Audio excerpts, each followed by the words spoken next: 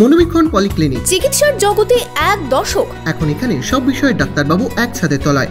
Phone করুন 7477999515 এই নম্বরে। ৭৮-এর স্বাধীনতা অন্ধকারে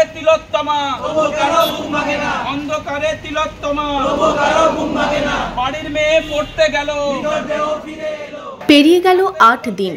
কর্মবিরতি চলছে মুর্শিদাবাদ মেডিকেল কলেজের জুনিয়র ডাক্তারদের। রাজ্য জুড়ে কর্মবিরতিতে সামিল জুনিয়র ডাক্তাররা। আরজিকর কাণ্ডের ন্যায় বিচার, চিকিৎসকদের নিরাপত্তার দাবিতে রবিবারও চলছে অবস্থান বিক্ষোভ।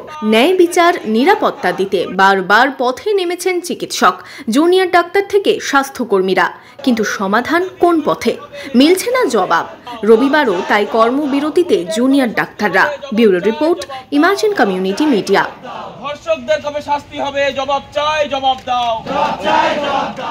আজকে ৯ নম্বর দিন আমাদের এই আন্দোলনের শুরুতে যে দাবি ছিল, যেটা মেন দাবি ছিল আমাদের, সেটা হচ্ছে জাস্টিস। যে মানে অপরাধ যেটা হয়েছে আরজি করে, তার জন্য পূর্ণতা জাস্টিস হয়। পূর্ণতা বলতে সে যেই হোক, যারাই হোক, যে কজনই হোক, মানে ইররিসপেক্টিভ অফ দ্যাট, যেন এমন পানিশমেন্ট হোক, একটা এক্সাম্পলারি পানিশমেন্ট হয়, যেন এরকম ঘটনা কোনোদিন কোথাও না ঘটে। এটা নিয়ে আমাদের আন্দোলন শুরু হয়েছিল। এখন আমরা নতুন যে আপডেটস পাচ্ছি যে সিবিআইয়ের এখন তদন্ত চলছে, তার উপরও আমাদের নজর আছে। আরজি করে কিভাবে কি ব্যাপারে এগোচ্ছে তার উপরও আমাদের নজর আছে। আমরা ৪৮ ঘন্টা আপাতত আবার এখনো কর্মবিরতির ডাক দিয়েছি আমরা জুনিয়র ডাক্তাররা।